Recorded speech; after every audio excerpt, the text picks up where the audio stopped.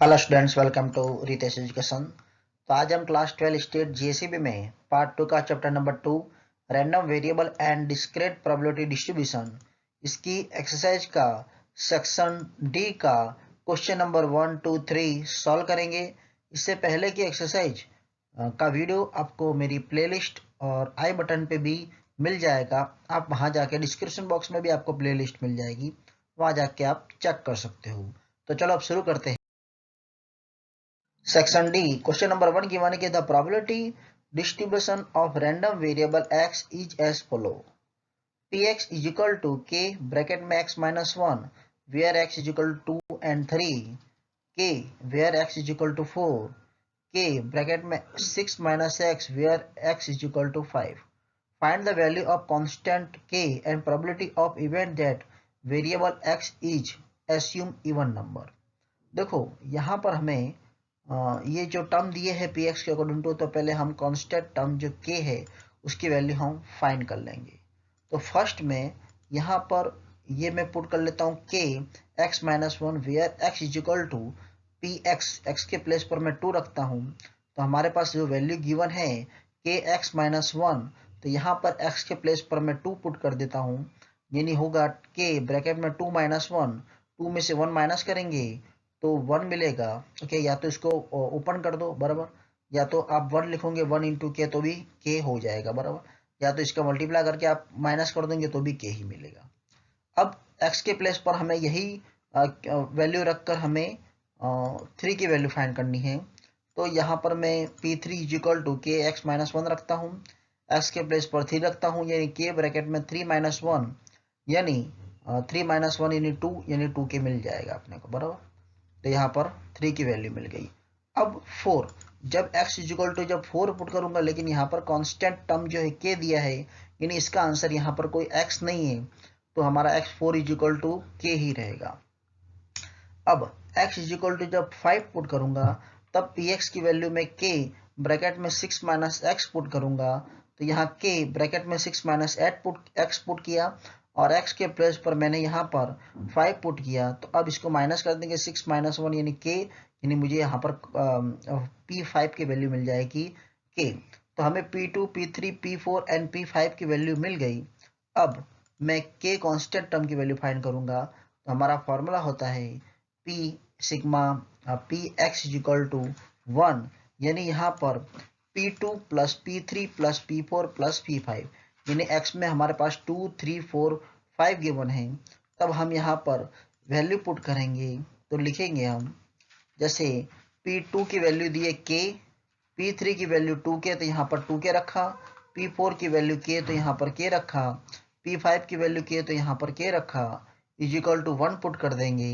अब k plus 2k plus k, यानी k और 2k 3k 4k 5k, यानी यहाँ पर 5k इज इक्वल टू 1 होगा।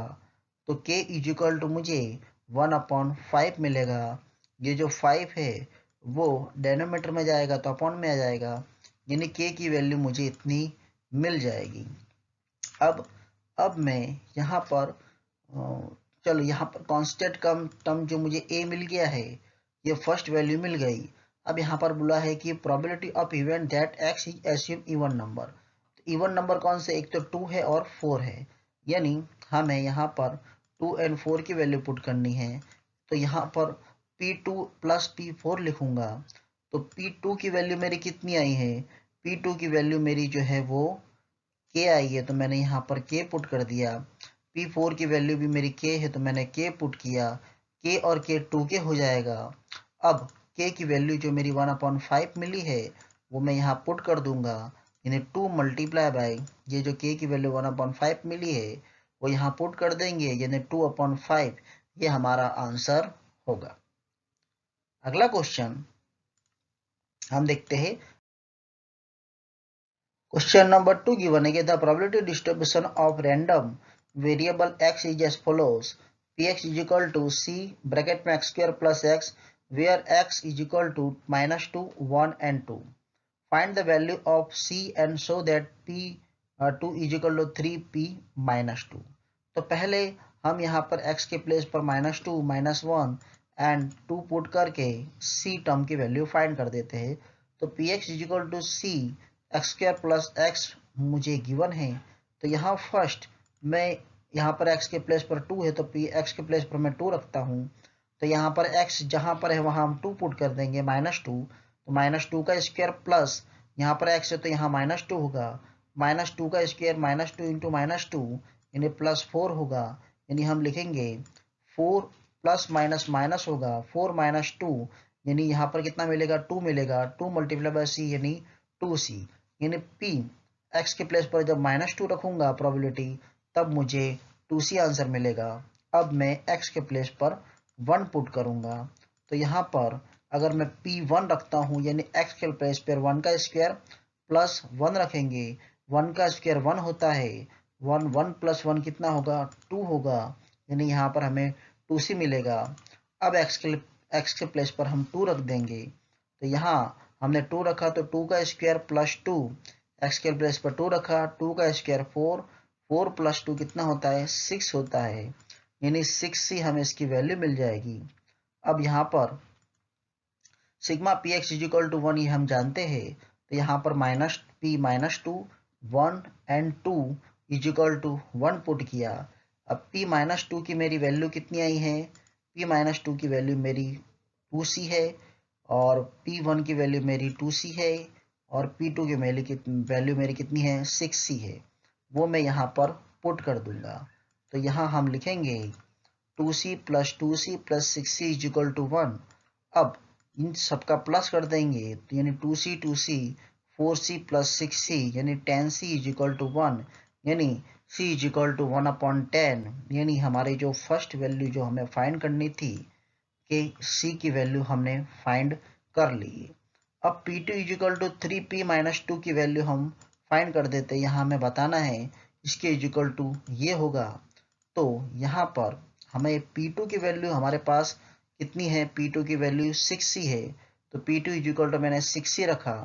अब मैं 3p ऑफ -2 की वैल्यू रखता हूँ। तो यहाँ पर चलो इसकी वैल्यू फाइंड कर देते 6c यानी यहाँ पर 6 मल्टीप्लाई बाय c की वैल्यू 1/10 रखा यानी 6 × 6 6/10 यानी इसको रिड्यूस करेंगे तो 3/5 मिलेगा। सेम ऐसे ही 3p ऑफ -2 3 मल्टीप्लाई बाय यहाँ पर 3 मल्टीप्लाई बाय है p-2 की वैल्यू कितनी है यहाँ पर हमारे पास 2c है तो मैंने 2c रखा यानी 3 2 जा 6c 6c multiply by c यानी c की वैल्यू हम पुट करेंगे 1/10 यानी 6/10 यानी 3/5 यानी हम कह सकते हैं मुझे ये भी 3/5 मिला और ये भी 3/5 मिला। So that we can say that LHS is equal to RHS हो सकता है। चलो next question. Question number 3 given है कि the distribution of random variable x is px k multiply by 5px where x is equal to 0 1 2 3 4 5 find constant k and mean of this distribution. देखो यहाँ पर p मतलब permutation होता है और c मतलब क्या होता है कॉम्बिनेशन होता है। तो ये हमें NPR के फॉर्म में दिया है बराबर। इसका फार्मूला क्या होगा इसका फार्मूला होगा n factorial upon n minus r factorial. ये हमारा फार्मूला होता है। इसके अकॉर्डिंग टू हम सॉल्व करेंगे। ओके तो देखते हैं चलो। तो यहाँ पर px is equal to given है मुझे k मल्टीप्लाई बाय 5px। अब मैं x के प्लेस पर मैं 0 पुट कर देता हूँ यानी मुझे वैल्यू मिलेगी k मल्टीप्लाई बाय 5p0 यानी n मेरा 5 है एंड r मेरा 0 है। अगर सपोज दैट मैं यहाँ पर n रखता हूँ 5 एंड 5 माइनस 0 यानी 5 फैक्टोरियल अपॉन 5 फैक्टोरियल मिलेगा। और अगर फैक्टोरियल है इसका मतलब क्या होगा 5 multiply by 4 multiply by 3 multiply by 2 multiply by 1। नीचे भी सेम ऐसे होगा 5 multiply by 4 multiply by 3 multiply by 2 multiply by 1 होगा। यानी 5 फैक्टोरियल से 5 फैक्टोरियल कट हो जाएगा यानी मुझे क्या वैल्यू मिलेगी k मिलेगी। ये परम्यूटेशन का फॉर्मूला होगा। सॉरी ये रॉन्ग फॉर्मूला है ये राइट फॉर्मूला है जो मैंने यहाँ लिखा है। Okay n factorial upon n minus r होगा ये ऊपर चले जाएगा नीचे चले जाएगा। तो अब यहाँ पर हम P1 देखते हैं। सेम अब x के प्लेस पे 1 पुट कर दूंगा यानी k मल्टीप्लाई बाय 5p1 होगा। यानी यहाँ पर आप देख सकते हो k मल्टीप्लाई बाय 5p1 है, यानी n फैक्टोरियल यानी 5 फैक्टोरियल, 5 माइनस 1 फैक्टोरियल यानी 4 आएगा। तो यहाँ 5/4 लिखा मैंने, ओके। यानी 5 multiply by 4 multiply by 3 multiply by 2 multiply by 1। ऐसे डेनोमीटर में 4 multiply by 3 multiply by 2 multiply by 1, तो 4 से सब कट जाएगा, तो रिमेनिंग क्या बचेगा 5, यानी इसका आंसर आएगा 5k। सेम इस वजह से हम x के प्लेस पर 2 रखेंगे, तो यहाँ पर अगर आप 2 रखोगे, यहाँ 2 आएगा। अगर आप 2 रखेंगे तो आएगा क्या, जैसे सेम एस फॉर्मूला के 5/5 माइनस 2, यानी कितना बचेगा 3 फैक्टोरियल, यानी 5 4 जाए यहाँ पर 20 आएगा, और तो दूसरा तो सब वैल्यू कट जाएगी।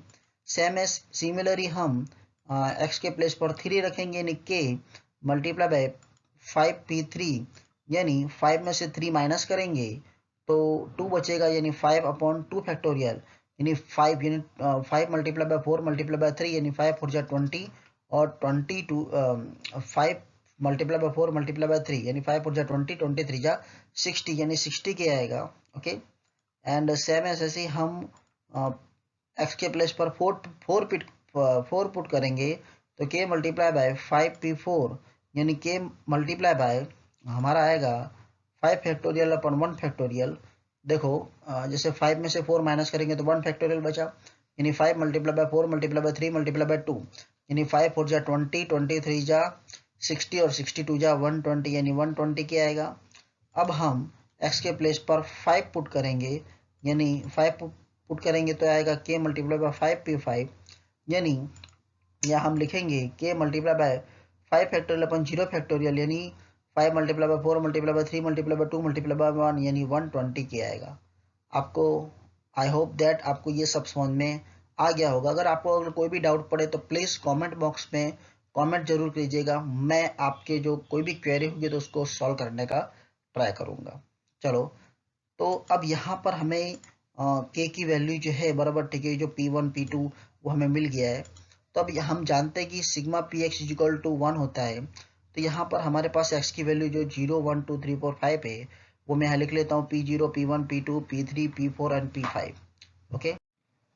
अब हमारे जो सबकी जो वैल्यू मिली है वो मैं यहाँ पर पुट कर देता हूँ। जैसे मुझे P0 की वैल्यू जो है वो k मिली, तो मैंने k रखा। P1 की वैल्यू 5 के तो 5 के रखा। P2 की वैल्यू 20 के तो 20 के रखा। P3 की वैल्यू 60 के तो 60 के रखा। P4 की वैल्यू 120 के तो 120 के रखा एंड P5 की वैल्यू 120 के तो 120 के रखा। अब इस सबका अब अगर आप एडिशन करोगे बराबर, तो यहाँ पर आपको मिलेगा 326 के इज इक्वल टू 1, यानी के इज इक्वल टू आपको आंसर मिलेगा, ये अपॉन में आ जाएगा, यानी 1/326, ओके। यानी यहाँ पर आप इंडिविजुअल फाइंड कर लोगे वैल्यू। जैसे P0 है तो K है, यानी के P0 इज इक्वल टू 1/326 हो जाएगा। P1 अगर हमारा 5K है, यानी 5 मल्टीप्लाई बाय 1/326, यानी 5/326 आएगा। सिमिलरली ऐसे ही हम P2 की वैल्यू पुट करेंगे, यानी 20 मल्टीप्लाई बाय 1/326, यानी 20/326 आएगा। सेम ऐसे ही हम P3 की वैल्यू पुट करेंगे।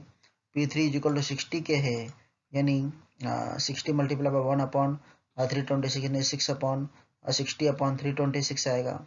सिमिलरली P4 की वैल्यू भी हमारी 120/326 आएगा, और P5 की वैल्यू 120/326 आएगी, ओके। अब हमें मीन फाइंड करना है, तो हम लिखेंगे x px, x into P x हमारा फार्मूला होता है मीन का। तो यहाँ पर पहले मैं वैल्यू पुट कर देता हूँ, फिर मैं आपको एक्सप्लेन करा देता हूँ। देखिए, अब P0 है बराबर, P0 का हमारे Px कितना है, 1/326 रखा। P1 की वैल्यू हमारी जो मैं आपको यहाँ पर निशान कर देता हूँ, आपको ख्याल आ जाएगा अच्छी तरह से। देखिए, ये हमारे P0 की वैल्यू है, ये हमारी P1 की वैल्यू है, ये हमारे P2 की वैल्यू, ये P3 की वैल्यू, ये P4 एंड ये P5। तो मैंने रख दिया 1/326, 5/326, 20/326, 60/326, 120/326, 120/326, ओके। अब x इंटू पी एक्स, यानी इन दोनों का मल्टीप्लाई करेंगे। 0 से मल्टीप्लाई तो 0 आएगा, 1 5 जा 5, 22 जा 40, 3 6 जा 6 3 जा 18, यानी 180 अपॉन 326, 12 4 जा 48 यानी 480 अपॉन 326, 5 8 जा 60 यानी 600 अपॉन 326 आएगा। ओके, अब इन सब का हम एडिशन कर लेंगे, तो एडिशन करने पर हमको वैल्यू जो मिलेगी कितना मिलेगा, 1305 अपॉन 326, यानी हमारा मीन की जो वैल्यू होगी वो 1305 अपॉन 326 होगी। आई होप आपको मेरा ये वीडियो पसंद आया होगा। अगर आपको पसंद आए तो प्लीज़ लाइक एंड सब्सक्राइब जरूर कीजिएगा। Thank you for watching video.